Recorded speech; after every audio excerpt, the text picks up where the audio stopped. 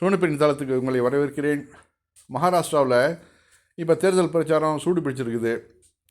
அப்போது ஒரு பெண்மணி பேசுகிறாங்க பிஜேபி கூட்டத்தில். அதாவது உங்களுக்கு பிரதமராக யார் வரணும், மோடியா ராகுலா அப்படின்னு சொல்லிட்டு மோடியோட செஞ்ச நல்ல விஷயங்கள்லாம் சொல்லி அவங்க ஓட்டு கேட்குறாங்க.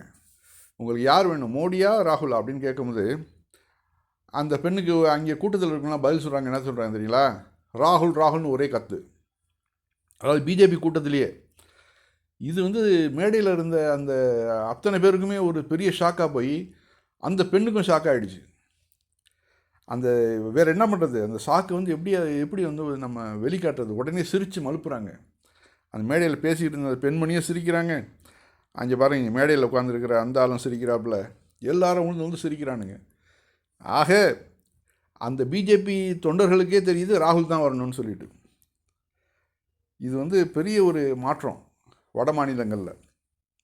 அதுவும் மகாராஷ்டிராவில் இப்போ தற்போது ஆட்சியில் இருக்குது சிவசேனா.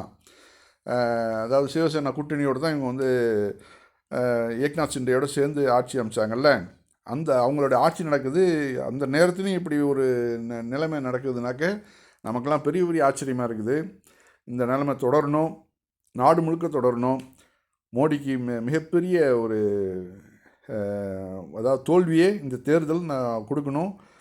வருங்காலத்தில் இப்படி ஒரு ஆட்சியை இந்தியாவே பார்க்கக்கூடாது. அந்த மாதிரியான ஒரு தோல்வியை நம்ம மோடிக்கு கொடுப்போம்.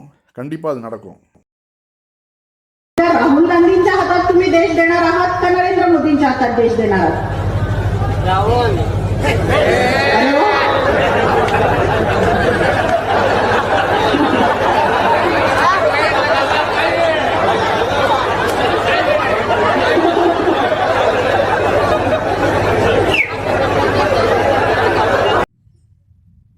மோடி இந்த 10 வருடங்களில் இந்த நாட்டுக்கு பிரதமராக இருந்து செய்த எத்தனை கொடுமைகள், எத்தனை கொலைகள், அத்தனைக்கும் பரிகாரமாக தான் இதெல்லாம் நம்ம பார்க்குறோம். ஒரு பிஜேபியோட கூட்டத்திலேயே ராகுல் தான் பிரதமர்னு சொல்கிறது அந்த அந்த பிரச்சாரத்தில் ஈடுபட்டிருக்கவங்களுடைய மனநிலையை நினச்சி பாருங்கள். அவங்களுக்கு ஆற்றாமையினால அவங்க அந்த கோபத்தை சிரிப்பாக மாற்றிடுறாங்க.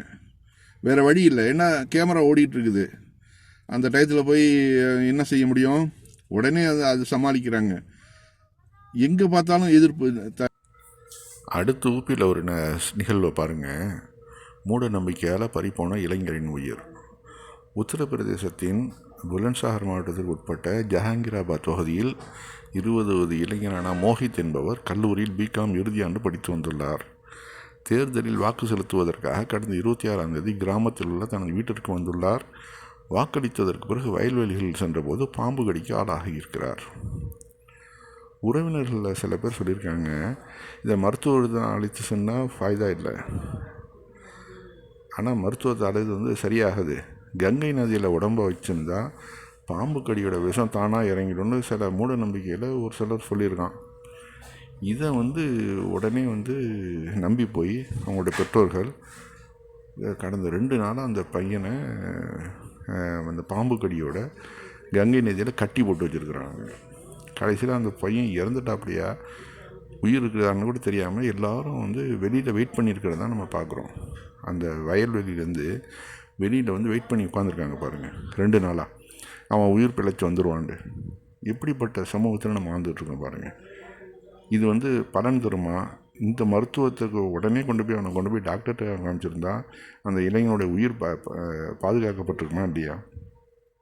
இவ்வளவு மூட நம்பிக்கையாக இந்த காலத்துலேயும் அந்த ஊப்பியில் இருக்கிறதுனால தான் யோகி போன்றவர்கள்லாம் முதலமைச்சராக இருக்க முடியுது இல்லையா?